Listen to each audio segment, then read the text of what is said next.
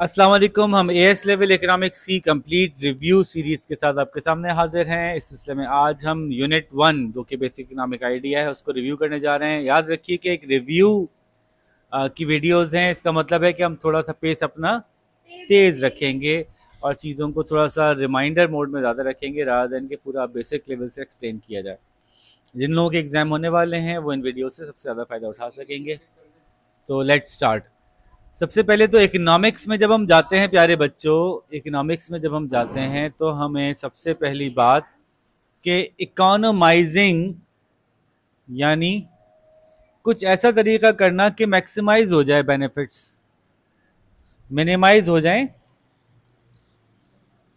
Costs, maximise हो जाए benefits, minimise हो जाए कॉस्ट, मैक्सिमाइज हो जाए वेलफेयर समहाउ। तो हम इस तरह के आइडियाज़ के लिए इकोनॉमिक्स कोशिश करना, चीज़ों को इकोनोमाइज करना, बचत करना, उसके लिए मुख्तलिफ आइडियाज़ को डिस्कस करते हैं। Economics is an approach rather than a subject. बात समझ रहे हैं? जैसे कहते हैं ना proper management, good leadership, these are approaches rather than a subject. These are things that we adopt in our lives. Similarly economize करना चीज़ों को, ये इन इटसेल्फ एक लाइफस्टाइल, एक तरीक़ेकार है, एक प्रोसेस है। हाँ, अंबाजी में हमने अब तक दुनिया के बारे में क्या क्या जाना है कि दुनिया में चीज़ें किस तरह से इकोनोमाइज होती हैं, ये हमें सब्जेक्ट में पढ़ना पड़ता है कि उमूमन ऐसा होता है। तो जब आपसे कहा जाए ना कि गधा गाड़ी कैसे चलाई जाती है, तो थोड़ा सा गधे के बारे में जानना पड़ेगा, फिर गधा गाड़ी कैसे चलाई जाती है जानेंगे आप। तो अगर मैं आपसे कह रहा हूँ कि इकोनॉमी कैसे चलनी चाहिए, तो इकोनॉमी का जो कोर यूनिट है वो कौन है? इकोनॉमी का कोर यूनिट ह्यूमन बीइंग है। तो आपको ह्यूमन बीइंग के इकोनॉमिक डिसीजंस को अंडरस्टैंड करना पड़ेगा पहले थोड़ा सा। उसके बाद आप बेहतर बता सकते हैं अगर ये सिचुएशन होती है तो इंसान ऐसा बिहेव करते हैं, इसलिए हमें इस सिचुएशन को ऐसे डील करना चाहिए। फॉर एग्जाम्पल, अगर प्राइस बढ़ेगी तो डिमांड बढ़ेगी, अगर प्राइस बहुत ज़्यादा बढ़ेगी डिमांड कम होगी, अगर प्राइस बहुत ज़्यादा बढ़ जाएगी डिमांड कम तो होती जाएगी। लेकिन अगर चीज़ नेसेसिटी है उसकी प्राइस बढ़ा लेंगे तो कंज्यूमर डिमांड ज़्यादा कम नहीं कर सकेगा, उसका ठीक ठाक कंज्यूमर सरप्लस का लॉस होगा, कंज्यूमर की वेलफेयर बहुत लूज होगी इसमें। तो इंसान को समझते हुए, इंसानी डिसीजंस को समझते हुए हम कुछ फैसले करते हैं, ये इकोनॉमिक्स है। तो सबसे पहले हमें जो सिखाया जाएगा कि बेसिक इकोनॉमिक्स क्या है। The point of economics started from scarcity. अगर कोई चीज़ स्केर्स ना होती, हर चीज़ अनलिमिटेड होती, तो फिर हमें इकोनोमाइज नहीं करना पड़ता, ठीक है ना। फिर बस नफ़े में घाटा होता, बाकी और कोई घाटा ना होता। हर चीज़ ही अनलिमिटेड है, unlimited life, unlimited health, unlimited resources, unlimited water, unlimited fruit. तो जब हर चीज़ अनलिमिटेड होगी तो हम किस बात की बचत कर रहे होंगे नॉर्मली। तो economics is the subject of this world it seems, है ना। तो economics arises from scarcity, as things are scarce and we have limited resources. To spend those resources we come up with the situations where we have to choose between different options, isn't it?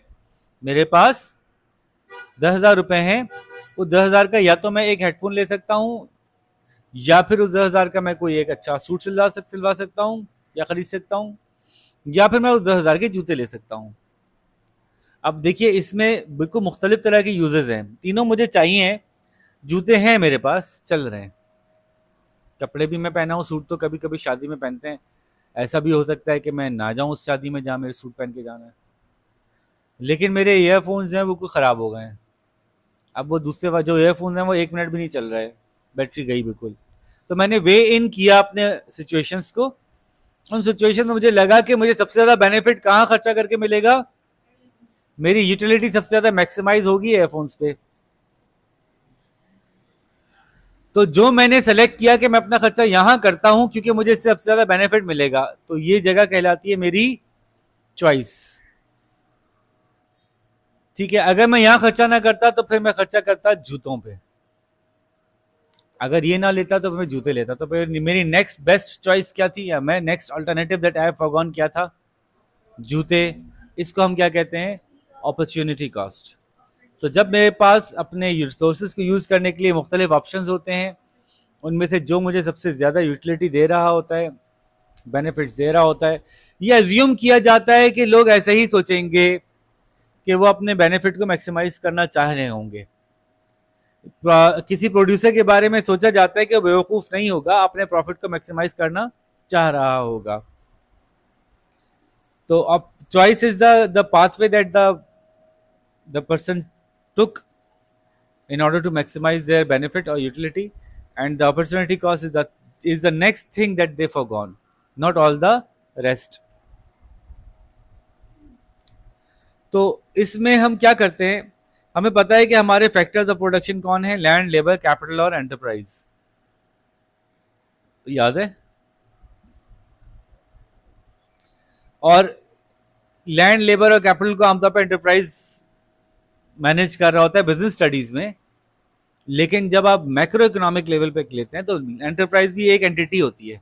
आपके पास thousands और hundreds of thousands of enterprise होते हैं जिनको कि government channelise कर रही होती है।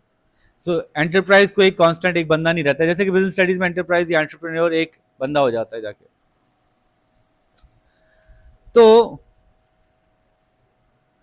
अगला सवाल ये आता है कि हमने दुनिया में बहुत ज़माने से मुख्तलिफ तरह से इकोनॉमिक रिसोर्सेज को बेहतर तरीके से यूज़ करने के तरीके देखते आए, सीखते आए। उनमें से कुछ मॉडर्न नए ऐसे हैं जो आजकल ज़्यादा स्टडी होते हैं, क्योंकि पुराने तरीके से अब हम जीते नहीं हैं, क्योंकि हम अब किसी बादशाह के रियाया नहीं हैं। बादशाह का सब्जेक्ट होते थे पहले आप लोग। जब बादशाह का सब्जेक्ट जो शख्स है, इसका मतलब क्या हुआ कि बादशाह ने बिलाखिरकार जो कह दिया वो हो गया। उसने कहा ये ज़मीन आपकी नहीं है तो अब नहीं है, अब है तो है। बहुत से मुल्कों में तो बादशाह का जो राइट था वो इस हद तक था, लॉर्ड का राइट इस हद तक था कि ये आपका फैमिली मेंबर है, था, अब नहीं है। तो आपकी लाइफ भी जो है वो लॉर्ड के पास होती थी, लॉर्ड की कस्टडी में होती थी। You were subject to the Lord.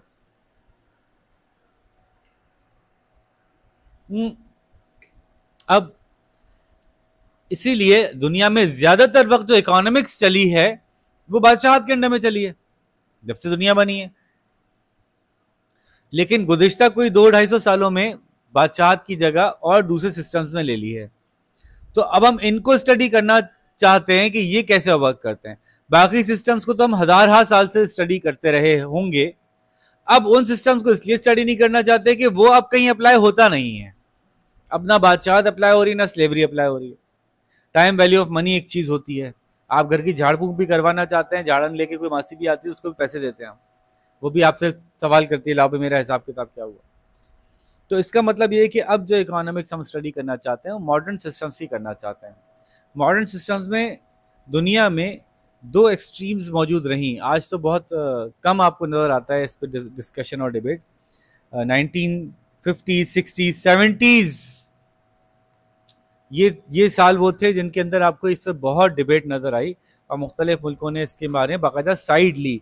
इस हद तक साइड ली कि दूसरे मुल्कों को अपना दुश्मन महसूस करना शुरू कर दिया कि आप ये इकोनॉमिक सिस्टम यूज नहीं कर रहे, हमारे दुश्मन है, क्योंकि ये सिस्टम एक दूसरे के अपोजिट थे। अगर ये अप्लाई किया दुनिया भर में फैलता चला गया तो ये श्रिंक हो जाएगा, अगर ये अप्लाई किया दुनिया में फैलता चला गया तो वो श्रिंक हो जाएगा। तो दोनों सिस्टम एक दूसरे को खा जाने वाले सिस्टम हैं, इसलिए एक दूसरे इन सिस्टम्स को अप्लाई करने वाले मुल्क एक दूसरे के दोस्त नहीं बन पाते। हम किन सिस्टम्स की बात कर रहे हैं? हम बात कर रहे हैं कैपिटलिस्टिक इकोनॉमिक सिस्टम और सोशलिस्टिक इकोनॉमिक सिस्टम। सोशलिस्टिक का मतलब क्या हुआ? सोशलिस्टिक का मतलब ये हुआ कि एक ऐसी सोसाइटी जहाँ पे के लोगों को के बारे में एक अज्यूम किया जाए कि इन्हें लीडरशिप की ज़रूरत है जो ज़्यादा बेहतर जानती है कि सारे रिसोर्सेज एक साथ कहाँ यूटिलाइज होने चाहिए। सेंट्रली डिसीजन मेकिंग हो, हर कोई अलग अलग फैसला करेगा तो फैसले तो तबाही बर्बादी होंगी, कोई एक यूनिफाइड फैसला होगा ही नहीं। तुम कहती हो रोड बनाए, तुम कहती हो नहीं बनाए, बनाए नहीं बनाए, बनाए नहीं बनाए, क्या करें? तो यूनिफाइड डिसीजन मेकिंग होनी चाहिए, एक प्लेस पे सेंट्रलाइज कमांड सिस्टम होना चाहिए, वो डेलीगेट करे ज़रूर करे, लेकिन आखिरकार जो उसका फाइनल डिसीजन है उसके पास जाना चाहिए, राइट। ठीक है। और individual property, individual gain, individual welfare को प्राइम नहीं समझना चाहिए, कलेक्टिव गेन, कलेक्टिव वेलफेयर को प्राइम समझना चाहिए। इन सारे सिस्टम्स में ये सोचा गया, ये सोशलिस्ट सिस्टम थे। दूसरी तरफ कैपिटलिस्टिक सिस्टम था, उसने बड़ा वो किया है, बेचारे लोगों की आज़ादी सल्ब कर ली, लोगों को कर दिया, लोगों को इजाज़त नहीं देते कि वो ये कमा सकें वो कमा सकें, जो चाहे जैसा चाहे वैसा करे, उसको आज़ादी होनी चाहिए, अपनी मर्जी का कारोबार करे, अपनी मर्जी की जगह पे रहे, अपनी मर्जी के तरीके से ज़िंदगी गुजारे। तो ये कैपिटलिस्टिक सिस्टम था। दोनों के हमने बहुत मसाइल देखे हैं ना। कैपिटलिज्म के क्या मसाइल देखे हैं? कैपिटलिज्म का एक बहुत बड़ा मसला ये है कि वो कहते हैं कि आप जितना पैसा बनाना चाहो सारा का सारा आपका, ठीक है। आप अरहम भाई ने कहा ओके, अभी आज के दिन तो हम सब बराबर थे, अरहम भाई को अचानक से पता चला कि अब्दुल्ला भाई अपनी गाड़ी थोड़ी सस्ती बेच रहे हैं, मार्केट से बेच रहे हैं। अरहम भाई ने बात की, इंफॉर्मेशन निकाली, वो गाड़ी सस्ती खरीद ली, अरूश को महंगी बेच रहे हैं। उरूश को अचानक से बहुत ज़रूरत पड़ी, उरूश को उन्होंने वो 2 लाख महंगी बेच दी, उसको पता नहीं चला, उसने ले ली, ठीक है सही है, अरहम भाई अमीर हो गए। अगली दफ़ा कोई गाड़ी बिक रही थी, अरहम भाई ने अपने रिसोर्सेज लगाए, अपने बंदे हायर किए, पहुंचा दिए। अब वो भी सस्ती गाड़ी खरीद सकती थी, वार भाई बेच रहे थे, उन्होंने बेचने नहीं दी, उन्होंने कहा नहीं हम ही खरीदेंगे, हमारे 4 बंदे हर वक्त घूमते रहेंगे मार्केट में, जहाँ गाड़ी बिकेगी हम खरीद लेंगे। जैसे जैसे अरहम भाई के पास पैसा आता जाएगा, खुद ब खुद अपॉर्चुनिटीज़ का पलड़ा इनकी तरफ टिल्ट होता जाएगा, इनके पास ऑटोमेटिकली बाकी लोगों से ज़्यादा अपॉर्चुनिटी आएगी, इतनी आ जाएगी यहाँ तक कि जैसे पैसे कमाते जाएंगे यहाँ तक कि ये कर देंगे कि गवर्नमेंट में जो कानून साज लोग बैठे हैं, कानून साजी करने के लिए जो नुमाइंदे बैठे हैं, ये वहाँ भेजेंगे अपने बंदों को, उससे मिल के आओ, उससे मिल के आओ, उससे बात करो, उससे बोलो यार ये कानून इतना अच्छा नहीं है, इसको नहीं पास होना चाहिए, नहीं नहीं यार ये टैरिफ बहुत ज़रूरी है, ज़रूर लगा के रखो, हम लोग स्टील बना रहे हैं, महंगा बेचें और बाहर वाले पे टैरिफ लगा दो तो वो हमसे कम्पीट ना कर पाए। तो अपनी लॉबिंग करके जितना पैसा इनके पास आता जाएगा, कानून भी अपने हिसाब से बनवा लेंगे। हमने देखा कि पूरी दुनिया में जितने सारे मीडिया हाउसेस थे, आखिरकार सिमट के 3 रह गए, बड़े बड़े मीडिया हाउसेस ने सब खरीद लिया। पूरी दुनिया में सोशल मीडिया कहाँ कहाँ किस किस के पास है? कौन कौन कंपनी है सोशल मीडिया बनाने वाली, चलाने वाली? इतने लोग हैं ना, अरबों अरबों लोग हैं हमारे तो दुनिया में, तो करोड़ों कंपनीज होंगी जो सोशल मीडिया प्रोवाइड कर रही होंगी? नहीं। हमने देखा कि कैपिटलिस्ट मार्केट जो है वो कॉन्सेंट्रेट करती है वेल्थ को कॉन्सेंट्रेट करती है कुछ लोगों के हाथ में, और वो मैनिपुलेट कर पाते हैं दूसरे लोगों को, ठीक है, इवन सिस्टम को मैनिपुलेट कर लेते हैं। ये भी हमने कैपिटलिस्टिक सोसाइटी में होता है। लेकिन जाहिर है आप जिस इकोनॉमिक्स को पढ़ रही हैं या पढ़ रहे हैं, इसके जो प्रोपोनेंट हैं वो सारे कैपिटलिस्टिक ही हैं, तो वो इसकी बुराई सुनना पसंद कर लेते हैं, सुन लेते हैं, लेकिन आखिरकार वो आपको जब पढ़ाएंगे तो उसके फ़ायदे ज़्यादा समझाएंगे आपको। इसको लिखने वाले सोशलिस्ट एंगल से नहीं लिख रहे हैं, तो इसलिए आपको सोशलिस्ट एंगल्स आपको इतने ज़्यादा नहीं मिलेंगे। अच्छा, on the other hand socialism के अपने मसाइल भी अभी तक हम देख रहे हैं कि वहाँ पे एब्सोल्यूट अथॉरिटी हो जाती है। अब चूंकि हमें आदत हो गई है अपनी मर्जी की ज़िंदगी गुजारने की, हालांकि पाकिस्तान में रहते हैं, पाकिस्तान में भी बहुत सारी जगह पे आपकी मर्जी नहीं चलती, आप डर डर के ज़िंदगी गुजारते हैं, सड़क पे कोई ये गाड़ी ना आ जाए, वो वाला शख्स ना कर दे, फलाने का गार्ड आपको इशारा कर रहा है, आप डर गए, ये कर वो कर रहे हैं, आप थोड़ा सा डर के जीते हैं। उसके बावजूद अभी आप अपनी मर्जी से अपने हिसाब से बैठे हुए हैं, अपनी मर्जी की टाइमिंग पे पढ़ते हैं, अपनी मर्जी के सब्जेक्ट चूज़ करते हैं। बहुत सी दुनिया के मुल्कों में ऐसा होता है कि बच्चे को 5वीं में बता दिया था बेटा अब आप ये तो कर ही नहीं सकते, ये आपका एरिया ही नहीं रहा, आपको इन्हीं में से कुछ करना है। बच्चे को असेस कर लिया, बच्चे को असेस करके उन्होंने बता दिया बस यही है आपका, आपके लिए बस यही है, अर्ली ऑन असेसमेंट हो जाता। और ये मैं सिर्फ उसकी बात नहीं कर रहा, साउथ को नॉर्थ कोरिया, और मैं तो आपको नीचे वाले कंट्रीज, ऑस्ट्रेलिया की बात कर रहा हूँ, मैं डेनमार्क की बात कर रहा हूँ, मैं तो उन मुल्कों की बात कर रहा हूँ जो डेवलप्ड कंसिडर होते हैं वेस्टर्न वर्ल्ड के। तो मुल्कों ने अपने आप में देखा कि सोशलिज्म और कैपिटलिज्म, सोशलिस्ट इकोनॉमिक सिस्टम और कैपिटलिस्टिक इकोनॉमिक सिस्टम दोनों ही एग्जिस्ट करते हैं, और लोग आखिरकार उसकी के किसी मिडिल ग्राउंड पे मौजूद होते हैं। इसको हम कहते हैं मिक्स इकोनॉमिक सिस्टम। अगर कहा जाए कि क्या दुनिया में कोई प्योर सोशलिस्ट मुल्क है, तो मुझे नहीं लगता कि अब किसी को प्योर सोशलिस्ट कहा जा सकेगा। क्या दुनिया में कोई प्योर कैपिटलिस्टिक मुल्क है? मैं नहीं समझता है कोई प्योर कैपिटलिस्टिक मुल्क है। हर मुल्क में कुछ ना कुछ गवर्नमेंट कंट्रोल, गवर्नमेंट अथॉरिटी मौजूद है इन द मार्केट। देखो, डिफेंस के लिए गवर्नमेंट अथॉरिटी होना, पुलिस के पास अथॉरिटी होना एक अलग चीज़ है। इन द मार्केट की बात हो रही है कि मार्केट में गवर्नमेंट के पास अथॉरिटी मौजूद है कि वो चीज़ों में इन होने आउट होने के ऊपर लॉज बनाती है, कोई बाइंडिंग रखती है, टैक्स लगाती है, इस तरह काम करती है। तो कोई प्योर कैपिटलिस्टिक सिस्टम नहीं है, कुछ ना कुछ मार्केट इंटरवेंशन है।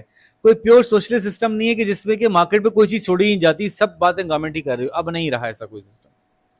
कि ज़माने में अगर करने की कोशिश की भी थी तो अब नहीं समझते हम कि ना चाइना में है ना रशिया में। तो इसलिए अब जहाँ भी है वो मिक्स्ड इकोनॉमिक सिस्टम है, उसके वेरिएशन थोड़ी सी मुख्तलिफ हैं, बस बात समझ आती है। अब हम ज़रा पेजेस पलटते जाते हैं और जो टर्म्स हैं उनको देखते जाते हैं, देखते हैं कोई ऐसी चीज़ है जो कि आपको, रिसोर्स एलोकेशन का मतलब ही क्या है? रिसोर्स एलोकेशन का मतलब यही तो है कि व्हाट टू प्रोड्यूस, क्या पैदा होना चाहिए, हाउ टू प्रोड्यूस, कैसे पैदा होना चाहिए, फॉर हुम टू प्रोड्यूस, किसके लिए प्रोड्यूस होना चाहिए। रिसोर्स एलोकेशन का मतलब है हाउ टू प्रोड्यूस में वेयर भी आ जाएगा। हम पेज पलट रहे हैं कि अगर इन बातों में कोई बात रह गई है पहले यूनिट में तो हम वो कर लें। इकोनॉमिक्स सोशल साइंस क्यों है? क्योंकि इकोनॉमिक्स को, जो इकोनॉमिक्स पैदा होती है वो इंसानों के एक्शन से पैदा होती है, इंसानों के डिसीजन से पैदा होती है, और इंसानों के पास स्टडी जो भी करेगी वो सोशल साइंस कहलाएगी। आपको याद है पॉजिटिव नॉर्मेटिव स्टेटमेंट्स क्या होती हैं? कुछ याद है? जो टर्म्स पॉपअप होती जाएंगी मैं बताते जाऊंगा।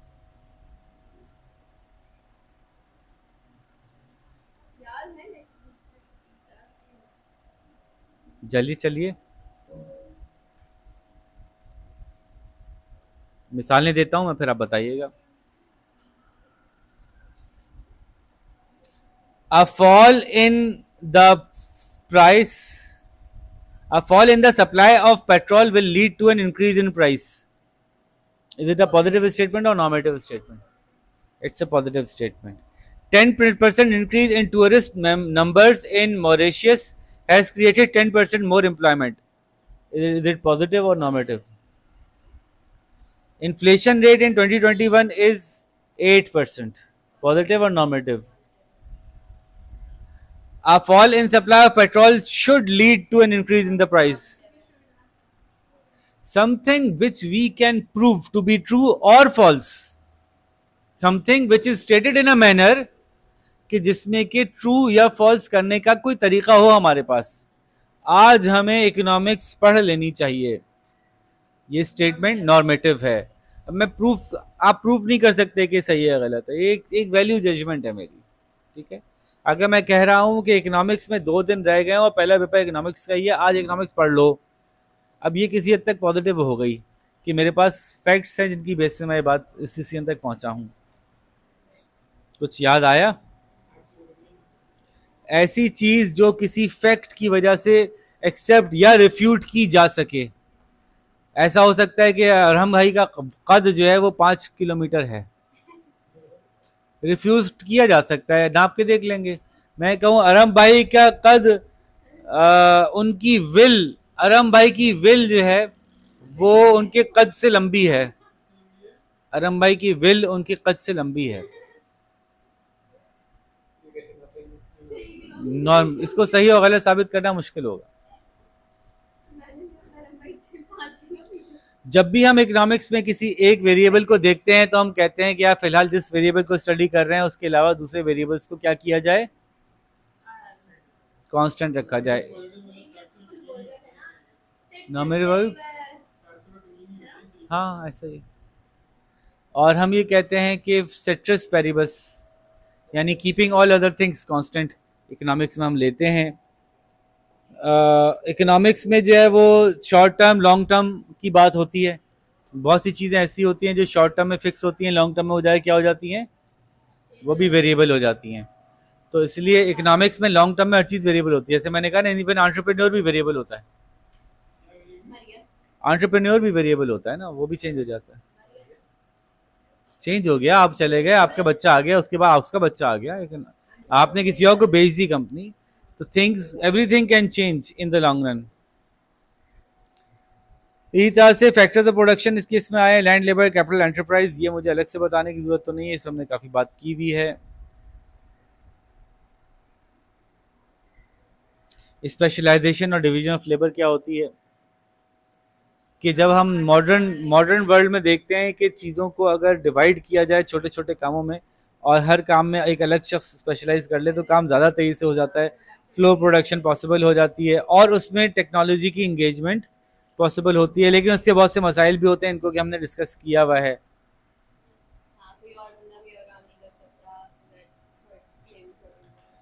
फिर इकोनॉमिक सिस्टम्स की हम बात कर चुके हैं। इकोनॉमिक सिस्टम्स जो हैं वो कई तरह के होते हैं, उनमें से एक मार्केट इकोनॉमिक सिस्टम है जो कि मार्केट पे डिसाइड करता है कि क्या चीज़ बननी चाहिए। जिस चीज़ की प्राइस बढ़ेगी, प्राइस इंडिकेट करेगी कि इस चीज़ को और बनना चाहिए। प्राइस बढ़ेगी तो वो चीज़ ज़्यादा बननी चाहिए, प्राइस कम होगी तो वो चीज़ कम बननी चाहिए। तो मार्केट फोर्सेज ऑटोमेटिकली खुद ही बता देती हैं कि क्या चीज़ प्रोड्यूस होनी चाहिए। जबकि प्लान्ड इकोनॉमी में जो लीडरशिप होती है वो बताती है क्या बनेगा और क्या नहीं बनेगा, कैसे बनेगा और कितने का बनेगा। इसी तरह से मिक्स्ड के बारे में मैंने आपको बताया कि अब पूरी दुनिया में तकरीबन सारे मुल्क की मिक्स्ड इकोनॉमिक सिस्टम पे हैं, अलग अलग परसेंटेज है, कोई ज़्यादा कोई कम। इकोनॉमिक्स को समझने के लिए बहुत सारे मॉडल्स हमारी दुनिया में आते हैं, हम उन पर बात करते हैं। आप लोगों के लिए सबसे पहले सबसे बेसिक मॉडल जिसके जरिए से आप इकोनॉमिक्स को समझेंगे वो कहलाता है प्रोडक्शन पॉसिबिलिटी कर्व, जिसमें आपको बताया जाता है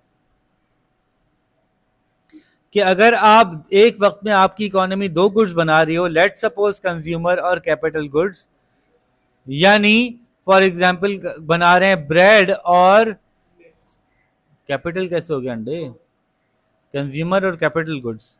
एक तरफ ब्रेड बन रहे हैं, एक तरफ जो है वो हैमर्स बन रही हैं या कोई रेंच बन रहे हैं या कोई और ट्रैक्टर बन रहा है। एक तरफ ट्रैक्टर बन रहा है, एक तरफ कार बन रही है, ठीक है।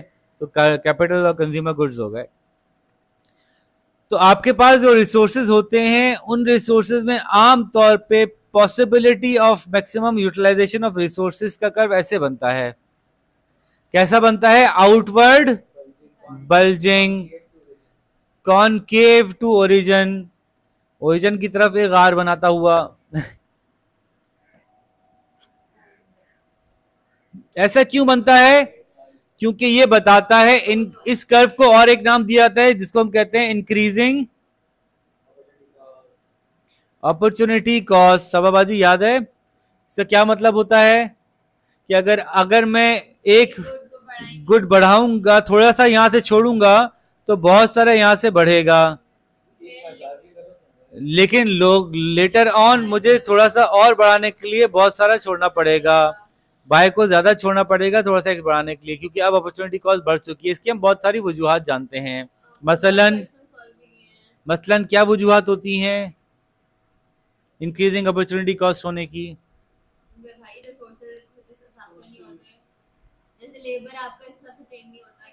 तो फिर शुरू में क्यों बढ़ रहा था इतनी देरी से? शुरू में इतनी देरी से क्यों बढ़ रहा था? मैं फॉर एग्जांपल मैं यहाँ खड़ा था जहाँ मैं 90% ट्रैक्टर बना रहा था और 10 जो है वो मैं कार्स बना रहा था। मैंने थोड़े से ट्रैक्टर छोड़े तो इतनी सारी गाड़ियों की कैपेसिटी बढ़ गई मेरी। ऐसा क्यों हुआ? लोग चलाने वाले, प्रोडक्शन की बात हो रही है।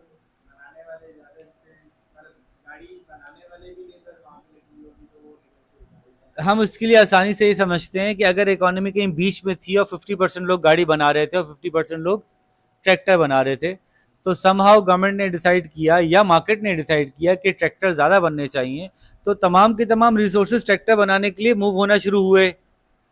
तो वो रिसोर्सेज भी ट्रैक्टर बनाने लगे जो ट्रैक्टर बनाने में इतने अच्छे नहीं थे, उनको ट्रैक्टर बनाने में इकोनॉमिकली इस्तेमाल नहीं होना चाहिए था, लेकिन चूंकि प्राइस बहुत ज़्यादा मिल रही होगी या गवर्नमेंट ने इंसेंटिव इस तरह से दिए होंगे तो अब हर कोई ट्रैक्टर बनाने में लग गया।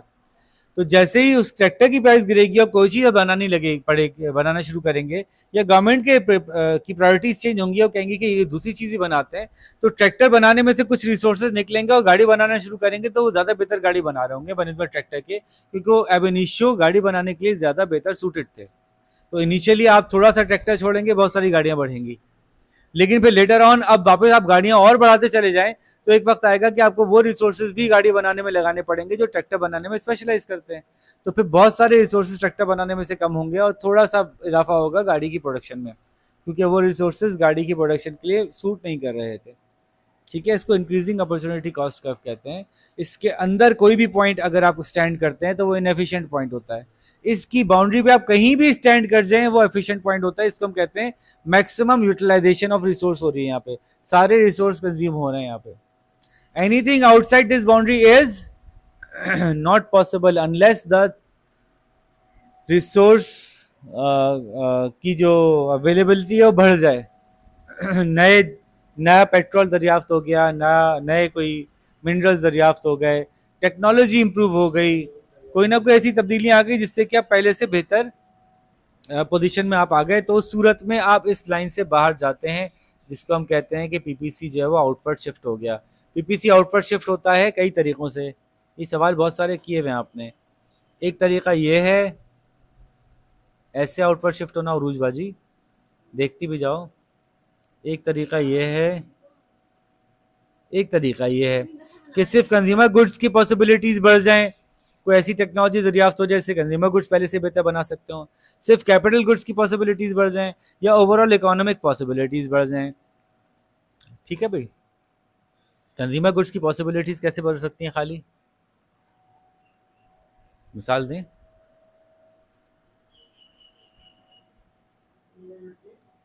कंज्यूमर गुड्स की पॉसिबिलिटीज़ खाली कैसे बढ़ सकती हैं? कुछ ऐसा चेंज आया कि कैपिटल गुड्स नहीं बढ़े लेकिन कंज्यूमर गुड्स की पॉसिबिलिटीज़ बढ़ गई।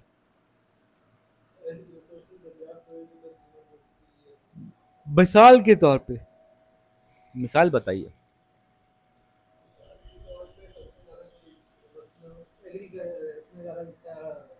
मिसाल के तौर पे बराबर वाले मुल्क से अनस्किल्ड किसान आ गए हमारे मुल्क में, इमिग्रेशन हो गई, रिसोर्सेज बढ़ गए, लेकिन ये कौन से रिसोर्सेज बढ़े? जो कि कंज्यूमर प्रोडक्ट्स बनाने में तो बहुत पहले से बेहतरी ला रहे थे, कैपिटल गुड्स के अंदर की कोई वो नहीं थी, स्किल नहीं थी। अच्छा, ऐसा कब हो सकता है कि सिर्फ कैपिटल गुड्स की प्रोडक्शन बढ़े, कंज्यूमर गुड्स की उतनी ही रहे? ऐसा क्या चेंज आ सकता है? ये है ना ये सवाल, तो जवाब दें। आप कौन है? दोबारा बताइएगा, आपका नाम क्या है? अस्सलाम वालेकुम, मेरा नाम फरूख हसन है। मैं आपको इकोनॉमिक्स पढ़ाने के लिए आज basic economic problems related discussion कर रहा था, जो आपने 500 दफ़ा की हुई है। ये मेरा सवाल ये था कि वो क्या फैक्टर्स, ऐसा क्या तब्दीली आ सकती है कि सिर्फ कैपिटल गुड्स की प्रोडक्शन बढ़ जाए, कंज्यूमर गुड्स की प्रोडक्शन पे फर्क ना पड़े? ये वाला ग्राफ कब बनेगा? कोई ऐसा टेक्नोलॉजिकल चेंज जो कि ट्रैक्टर्स की प्रोडक्शन को में इजाफा कर रहा हो, कोई ऐसा टेक्नोलॉजिकल चेंज जो कि खाली उन चीज़ों की प्रोडक्शन में इजाफा करे जो कि कैपिटल रिलेटेड हैं, तो ऐसा ही होगा। ठीक है, और ओवरऑल इकोनॉमिक बूम आ गया, ओवरऑल इकोनॉमी में पॉपुलेशन जनरली सब तरफ से बढ़ गई, ओवरऑल इकोनॉमी में कोई ऐसी चीज़ दरियाफ्त हो गई, पेट्रोल दरियाफ्त हो गया, पेट्रोल कंज्यूमर गुड्स में भी इम्पैक्ट डालेगा, प्रोड्यूसर गुड्स में भी इम्पैक्ट डालेगा, सबको फ़ायदा पहुंचेगा। तो ये आउटवर्ड भी हो सकता है, इनवर्ट भी हो सकता है। बिल्कुल जैसे चीज़ें बढ़ती हैं वैसे चीज़ें गिर भी जाती हैं। ओवरऑल जंग हो गई, इकोनॉमी कोलैप्स कर गई, प्रोडक्शन पॉसिबिलिटीज़ कम हो जाएंगी। तो प्रोडक्शन पॉसिबिलिटी को लेकर बड़े सारे सवाल हमने किए हुए भी हैं, और होपफुली आप लोगों को ये याद भी होंगे कुछ, होपफुली। एक चीज़ जो private good, public good, free good, quasi good, public goods का problem, non rival, non excludable, merit good, demerit good, बस ये बात रह गई और हमारा पहला यूनिट खत्म। देखिए, चूंकि बेसिक इकोनॉमिक डिस्कशंस हो रही हैं, उसी में एक इम्पॉर्टेंट बात हमारी थी जो हम अभी कर रहे हैं, विच इज कुछ गुड्स होते हैं जो कि पब्लिक गुड्स कहलाते हैं, कुछ गुड्स होते हैं वो प्राइवेट गुड्स कहलाते हैं। इसमें एक कॉन्सेप्ट है राइवलरी और एक्सक्लूसिव। एक्सक्लूसिव होना या एक्सक्लूडेबिलिटी। एक्सक्लूडेबिलिटी, थोड़ा मैं क्लीन कर लूँ बोर्ड तो फिर हम आगे चलते हैं। ये ऐसे डायरेक्ट क्लीन हो जाता।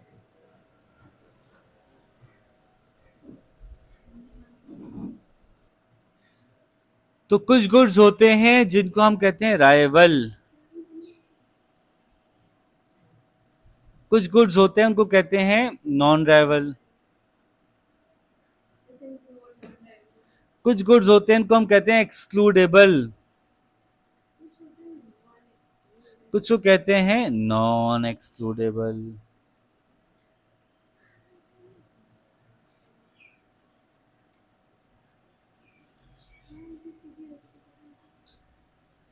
जी, राइवलरी का क्या मतलब होता है कि अगर एक बंदा इस्तेमाल करे तो दूसरा इस्तेमाल ना कर सकता हो। पार्किंग स्पेस राइवल है। और कोई बताएं, बताइए ना, दोबारा से बताते हैं। राइवल गुड्स वो होते हैं कि अगर एक बंदा इस्तेमाल कर ले तो दूसरा इस्तेमाल ना कर सकता हो। बर्गर, ओके, ये वाला बर्गर मैंने खा लिया तो आप नहीं खा सकते। वॉशरूम,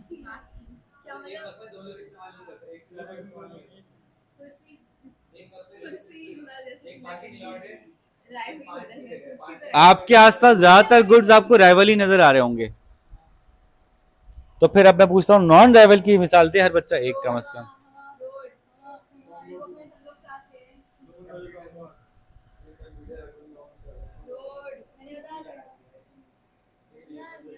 हवा, ओके, रोशनी, रोशनी,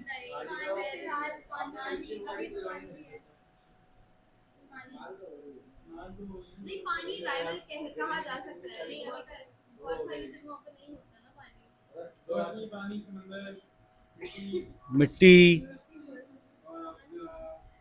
ख्यालात, नॉन राइवल है ना। आप भी सोच लो, अगर मैंने सोच लिया तो कोई फर्क रुकी थोड़ी।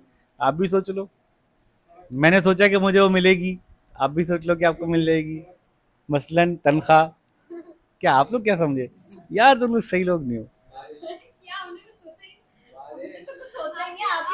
बारिश एक्सक्लूड नॉन राइवल है किसी हद तक। कुछ चीजें ऐसी होती हैं जो किसी हद तक नॉन राइवल होती हैं लेकिन किसी एक सिचुएशन में राइवल बन जाती हैं। जैसे कि मोटरवे आजकल पाकिस्तान की जो है वो नॉन राइवल है। आप नॉन राइवल में चाहते जाए सड़क पे, आप गए कभी पाकिस्तान में मोटरवेज पे ट्रेवल किया है? M5, M2 नॉन राइवल इसलिए फील होती है कि आप उस पर इतना रश नहीं होता। आप चलते जाएं, दूसरा भी चलता जाए, तीसरा भी आ जाए, चौथा भी आ जाए, इतने लोग भी आ जाएं तो इतना अभी वो सैचुरेट नहीं हुई मार्केट। लेकिन वही एक जमाने में हो सकता है कि राइवल हो जाए। जिस सड़क पे मैं गाड़ी चला रहा हूँ उस पर जब इतने लोग आ जाएंगे कि फिर किसी की गाड़ी भी नहीं चलेगी, तो फिर ये सड़क भी राइवल हो जाएगी। ठीक है, तो एक लेवल होता है, उसके बाद कोई चीज नॉन राइवल से राइवल बन जाती है। ठीक है, राइवल का मतलब है अगर एक ने इस्तेमाल कर दी तो दूसरे के इस्तेमाल में रुकावट पैदा होगी। रोशनी नॉन राइवल होती है। स्ट्रीट लाइट, स्ट्रीट लाइट एक बंदा यूज कर रहा है दूसरा भी कर लेगा। बिजली राइवल है, एक बंदा यूज कर लेगा दूसरे के लिए बचेगी नहीं। तो राइवल नॉन राइवल समझ में आता है। एक्सक्लूडेबल नॉन एक्सक्लूडेबल देखते हैं। एक्सक्लूडेबल नॉन एक्सक्लूडेबल, एक्सक्लूडेबल का मतलब होता है कि ऐसी चीज जिसको कोई शख्स किसी दूसरे को इस्तेमाल करने से रोक सके। नॉन एक्सक्लूडेबल वो होती है जो कोई किसी को वहां पे रोक नहीं सकता। जैसे आमतौर पे सड़क पे चलने में कोई किसी को रोक नहीं सकता, नॉन एक्सक्लूडेबल है। एक्सक्लूडेबल है कि आप किसी को अंदर आने से रोक सकते हैं। और मस्जिद नॉन एक्सक्लूडेबल है, आपका फोन एक्सक्लूडेबल है। मस्जिद नॉन एक्सक्लूडेबल है, कोई भी बता दें, नॉन एक्सक्लूडेबल बता देते पहले। पार्क, जनरली नॉन एक्सक्लूडेबल होता है, जनरली नॉन एक्सक्लूडेबल होता है। मैं जैसे मैंने कहा कि कोई चीज नॉन राइवल थी, अगर बहुत ज्यादा यूजर्स आ जाएंगे तो राइवल हो सकती है। कोई चीज नॉर्मली नॉन एक्सक्लूडेबल होती है, लेकिन लोगों के खराब इस्तेमाल को देखते हुए गवर्नमेंट किसी तरह से उसको एक्सक्लूडेबल बना देती है। टिकट चार्जेस लगा दिए, टाइमिंग लगा दी, आपको फैमिली ओनली कर दिया, किसी तरह से एक्सक्लूडेबिलिटी क्रिएट करने की कोशिश करती है। लेकिन आमतौर पे नॉन एक्सक्लूडेबल चीज़ें वो होती हैं जिसमें कि हम एक शख्स दूसरे शख्स को इस्तेमाल से रोक ना सके। जैसे कि वंस अगेन स्ट्रीट लाइट, अभी मैंने स्ट्रीट लाइट नॉन राइवल भी कहा था, स्ट्रीट लाइट नॉन एक्सक्लूडेबल भी कह दिया। नॉन राइवल नॉन एक्सक्लूडेबल में एक इंटरेस्टिंग चीज है डिफेंस। अगर मैं इस मुल्क के एक बंदे को बचाऊंगा बाहर के दुश्मनों से, दूसरा भी बच जाएगा, सारे ही बच जाएंगे। ऐसा नहीं हो सकता कि मैंने पाकिस्तान को दुश्मन मुल्क के हमलों से बचा लिया जवार के लिए, आराम के लिए नहीं हो सकता ना। एक के लिए बचाया तो दूसरे के लिए बचाया।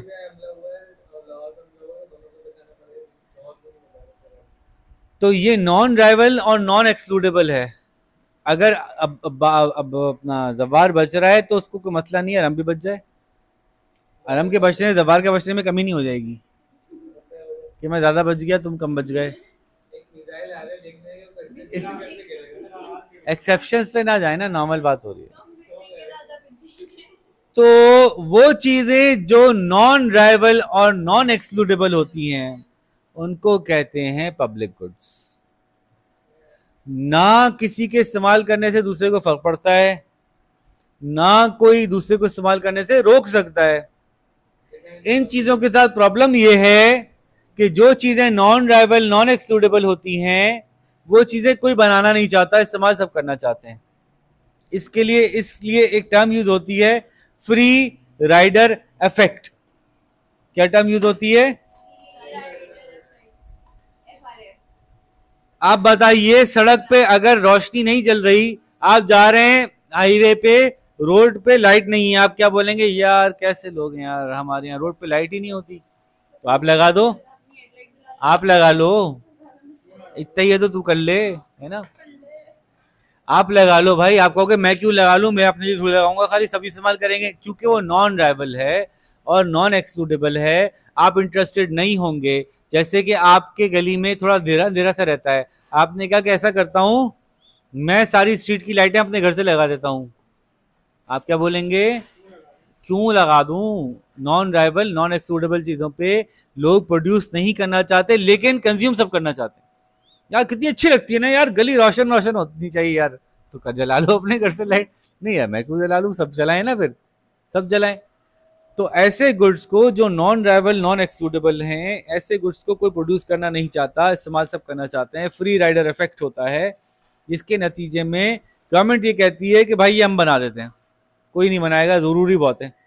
सड़कें बहुत जरूरी हैं, स्ट्रीट लाइट्स बहुत ज़रूरी हैं, पब्लिक हॉस्पिटल्स बहुत ज़रूरी हैं, पब्लिक एजुकेशन बहुत ज़रूरी है, चीज़ें बहुत ज़रूरी हैं बहुत सारी, लेकिन कोई बना नहीं रहा। तो गवर्नमेंट ने कहा मैं बना तो दूं अब, लेकिन उसके पैसे कहाँ से आएंगे? तो गवर्नमेंट की एंट्री होती है टैक्स की। गवर्नमेंट कहती है मैं सबसे पैसे जमा करूंगी, मैं सबसे पैसे जमा करूंगी और उनके लिए वो चीज़ प्रोवाइड कर दूंगी। डेवलप कंट्रीज के अंदर ये तकलीफ होती है कि आपको बनानी है सड़क, तो आप पैदल चलने वालों से टैक्स क्या ले रहे हैं? बात समझ रहे हैं? आपको बनानी है एक ऐसी चीज जिसको एक खास सोसाइटी के लोग यूज करेंगे, दूसरी सोसाइटी वालों से टैक्स क्यों ले रहे हैं? इसलिए बाहर की दुनिया में टैक्सेशन बहुत डेवलप हो चुकी है, वो लोग लोकल टैक्स भी लेते हैं। आपके इलाके की गलियां बनेंगी अंदर की, इसका पब्लिक से कोई ताल्लुक नहीं है, इस पर सड़क की गाड़ियां नहीं चलेंगी, तो ये हमारी सेंट्रल गवर्नमेंट नहीं बना के देगी, ये हमारी स्टेट गवर्नमेंट भी नहीं बना के देगी, ये हमारी लोकल गवर्नमेंट बनाएगी। तो लोकल गवर्नमेंट में बैठेंगे खाली वो लोग जो कि लोकल हैं, जो वहीं के रेजिडेंट हैं, वो मिलके काउंसिल बनाएंगे, वोटिंग करेंगे कि पैसा कितना कलेक्ट करना है, सबके घरों में उतना पैसा कलेक्ट करने का आ जाएंगे। वो वोटिंग करेंगे कि ये पैसा कहाँ खर्च करना है, पार्क बनाना है अपने इलाके का, अपने इलाके की छोटी गली बनानी है, अपने इलाके के लाइटिंग सेट करनी है, अपने इलाके की, अपना फैसला खुद करेंगे अपने टैक्स के पैसे से। और अगर पैसा बच जाएगा तो साल के आखिर में पैसा उनको वापस कर दिया जाएगा। तो ये लोकल जो counselling, local council, local union council, local body system जो होता है, ये बड़ा अच्छा दुनिया ने सीखा कि इस तरह से पब्लिक गुड्स को लोकली प्रोड्यूस करके लोकल ही कंज्यूम किया जा सकता है। क्योंकि बाहर वाला ये कहेगा कि भाई आपके इलाके की सड़क है, आपके इलाके की लाइट है, मैं क्यों पैसे दूँ उस बात, नॉन ड्राइवल नॉन एक्सक्लूडेबल, ठीक है। तो बाल non rival non excludable goods को कहते हैं, जो नॉन ड्राइवल और नॉन एक्सक्लूडेबल है उसको कहते हैं पब्लिक गुड। तो फिर प्राइवेट गुड कौन सा होगा? Private good must be rival and must be excludable, ठीक है। मैं आपको क्या बेच सकता हूं? मैं आपको बेच रहा हूं, मैंने अपने घर से लाइट का बटन लगा के स्ट्रीट लाइट लगा दी, एक्सक्लूडेबल है। मैं जब चाहूं बंद कर दूं, जब चाहूं खोल दूं, एक्सक्लूडेबल है, राइवल नहीं है। आप भी इस्तेमाल करते हुए जा रहे हो, वो भी इस्तेमाल करते हुए जा रहे हैं, इस्तेमाल कर रहे हैं, सब एक से ज्यादा लोग इस्तेमाल कर रहे हैं। तो अगेन उसके लिए कोई पे करना नहीं चाह रहा होगा। पब्लिक गुड के लिए जरूरी है कि वो राइवल भी हो, एक्सक्लूडेबल भी हो, तो लोग उसको अपनी पोजीशन में लेके अपनी जाति इस्तेमाल में ला सकें, उनकी मर्जी हो कि वो कौन कौन इस्तेमाल करे, कौन कौन उससे नफा हासिल करे, लोग उसके लिए पे कर सकेंगे। तो आप जब गुड्स बनाते हो तो आप प्राइवेट गुड्स बनाते हो, उसी का कारोबार करते हो, और वो काम जो कि पब्लिक गुड्स वाला होता है वो ना कोई बनाना चाहता है, उसके लिए गवर्नमेंट को बीच में इंटरवेंशन करनी पड़ती है।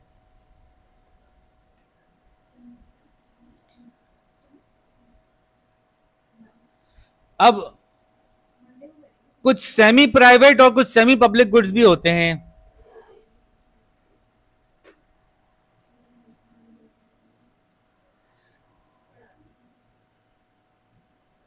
Semi public, sort of public, sort of public goods होते हैं। क्योंकि जब कोई गुड नॉन राइवल हो गया, चाहे एक्सक्लूडेबल भी था, तब भी वो पब्लिक गुड ही के तरीके से काउंट होगा। कोई गुड नॉन एक्सक्लूडेबल हो गया, चाहे राइवल भी था, इसकी कोई मिसाल होगी अब्दुल्ला भाई? राइवल है लेकिन नॉन एक्सक्लूडेबल है।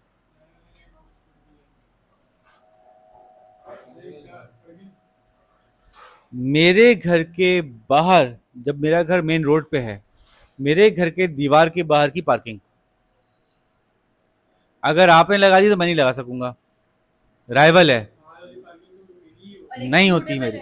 अगर मैं मेन रोड पे मकान बनाता हूं तो मेरे घर की बाहर की पार्किंग मेरी नहीं होती। मेन रोड की बात कर रहा हूं मैं। जैसे हमारा ये घर है, जहां ये गाड़ी खड़ी की है, ये हमारी पार्किंग नहीं है। ये हमारे घर के सामने जो दीवार है, दीवार के साथ जो ये गाड़ी खड़ी है, ये हमारी पार्किंग नहीं है, ये है राइवल। हमने लगा दी तो कोई और नहीं लगा सकेगा, राइवल है, एक्सक्लूडेबल नहीं है। किसी बंदे ने आगे खड़ी कर दी, हम उसको मना नहीं कर सकते।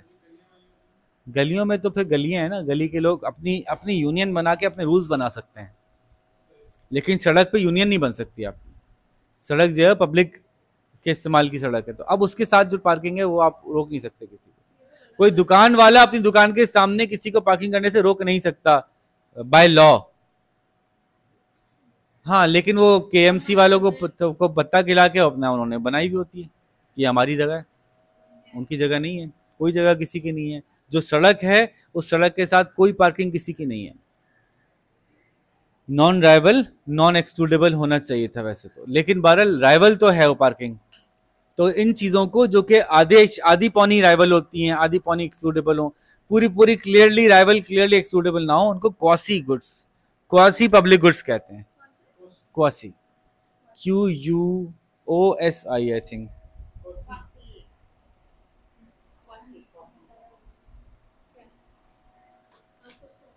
QUASI, क्वासी, ASI, सेमी कह लें, क्वासी नहीं कह रहे तो सेमी कह लें। तो पब्लिक गुड्स का प्रॉब्लम क्या होता है? कोई बनाना नहीं चाहता, इस्तेमाल सब करना चाहते हैं। एक और तरह के गुड्स होते हैं, उनको हम कहते हैं मेरिट गुड्स, डीमेरिट गुड्स और इंफॉर्मेशन फेलियर।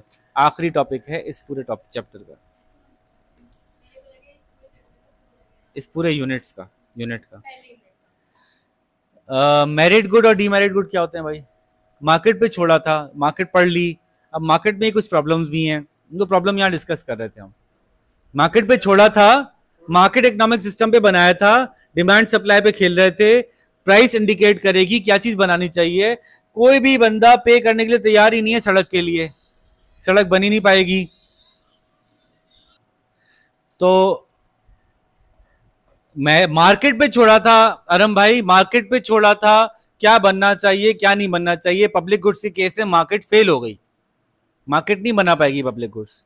पब्लिक गुड बनाने के लिए क्या करना पड़ेगा, गवर्नमेंट को इंटरवेंशन करनी पड़ेगी, लोगों से जबरदस्ती टैक्स लेना पड़ेगा, फिर उनको सड़क बना के देनी पड़ेगी, वरना सड़क नहीं बनेगी। ठीक है, पब्लिक गुड्स के केस में मार्केट फेलियर होता है, इसलिए अलग से पढ़ना पड़ेगा। एक और मार्केट फेलियर होता है मेरिट और डीमेरिट गुड्स के केस में। वो क्या होते हैं, मार्केट से कहा था जो चाहे जितने जो ज्यादा बिक रहा हो बनाओ बेचो, तो पता चला कि मार्केट ने जो है वो हीरोइन बनाना शुरू कर दी, ओपीएम बनाना शुरू कर दी। मार्केट ने जो है बहुत ज्यादा वो बना रही है, वो पॉड्स वेब बना रही है मार्केट, मार्केट जो है वो सिगरेट बना रही है बहुत ज्यादा, क्योंकि डिमांड है। मार्केट वेपन बना रही है तरह तरह के ऐसे कि जो लोगों को तरह तरह से तकलीफ पहुंचाएं। चोरी करने के लिए मास्टर कीज की बड़ी जबरदस्त मार्केट बन रही है भाई, एक चाबी सब जगह लग जाए। जिस चीज की डिमांड होगी मार्केट वो बनाएगी, जिस चीज की प्राइस ऊपर जाएगी मार्केट वो चीज प्रोड्यूस करेगी। ये एक मार्केट फेलियर है कि वो ऐसी चीजें भी हो सकती हैं जिससे एक बंदा अपना जितना फायदा करता है उससे ज्यादा दूसरों का नुकसान कर लेता है। ये डीमेरिट गुड होता है। ये बात समझ आ रही है? अगर तो ऐसा होना कि आप अपना नुकसान करो खाली, तो इकोनॉमिस्ट को मसला नहीं है, हुकूमत को होगा मसला, आवाम को मसला होगा, दीन को मसला होगा। इकोनॉमिस्ट को ये मसला नहीं है कि आप अपना नुकसान कर लो, भाई कर लो, आपका मर्जी, आपका नुकसान है।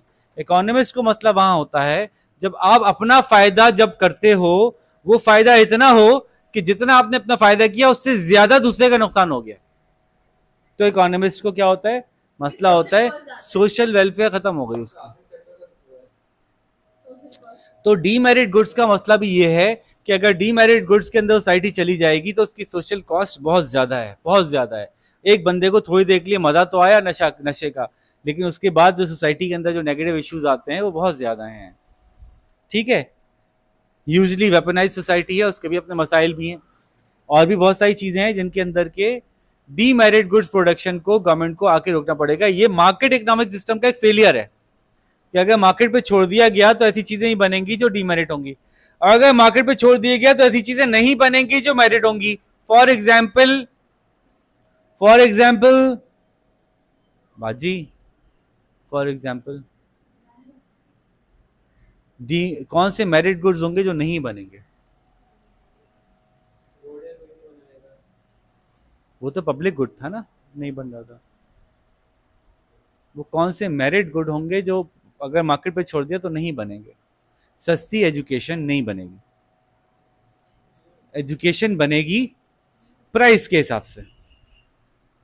अच्छी एजुकेशन है, अच्छी एजुकेशन है, महंगी एजुकेशन है, अच्छी एजुकेशन है तो महंगी एजुकेशन होगी। एजुकेशन पब्लिक गुड नहीं है एजुकेशन, कि पब्लिक गुड होने की वजह से जब तक हर कोई इस्तेमाल करना चाहता है पैसे कोई नहीं पे करना चाहता। एजुकेशन में ऐसा नहीं है, एजुकेशन में लोग पैसे पे करना चाहते हैं, लेकिन जितना अच्छी एजुकेशन के लिए प्राइस पड़ती है उतनी प्राइस देने की कैपेसिटी गरीब में नहीं है। लेकिन अगर उसने नहीं एजुकेशन हासिल की तो सिर्फ उसका नुकसान नहीं होगा, सबका नुकसान होगा। वो चोरी भी करेगा, वो बेकार बैठेगा, उससे प्रोडक्टिव नहीं होगा, वो सोसाइटी वो अच्छा वर्कर नहीं बन सकेगा, बहुत सारे मसले होंगे। तो डीमेरिट हो गया या मेरिट गुड का ना बनना भी एक प्रॉब्लम है मार्केट इकोनॉमिक सिस्टम का। और तीसरी बात ये कि इंफॉर्मेशन फेलियर भी मार्केट इकोनॉमिक सिस्टम का एक प्रॉब्लम है। आजकल की लाइव मार्केट में हम देखते हैं, एक एजम्पशन थी कि अगर मार्केट इकोनॉमिक सिस्टम होना चाहिए तो परफेक्ट नॉलेज, परफेक्ट इन्फॉर्मेशन होनी चाहिए।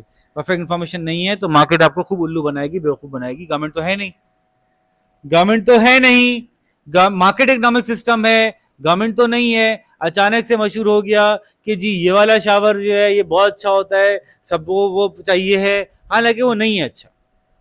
आप बेवकूफ बने, आपके बेवकूफ बनने से अगला और बनेगा बेवकूफ, क्योंकि एक बंदे ने खरीदा, उसकी प्राइस थोड़ी सी ऊपर गई, दूसरे ने भी खरीद लिया और ऊपर गई, सब डिमांड बढ़ना शुरू हो गई उसकी।